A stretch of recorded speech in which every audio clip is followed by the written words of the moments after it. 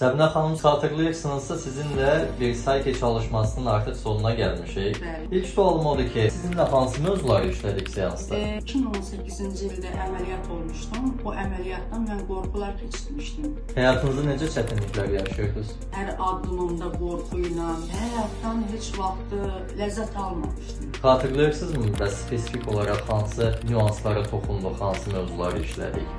Qorxular barəsində hüzur, daxili güclülük, çox saymaq olar. Seansdan əvvəlki Səbinə xanımla seansdan sonraki Səbinə xanım arasında necə bir fərq var? Həyatdan küsmüş, mübarizələrdən qaçan bir insan, amma indi həyatda dik duran, hüzur tapan, yaşamaq üçün mübarizə aparan, məqsədinə çatan bir Səbinədir. Həm fiziki olaraq, həm zehni olaraq.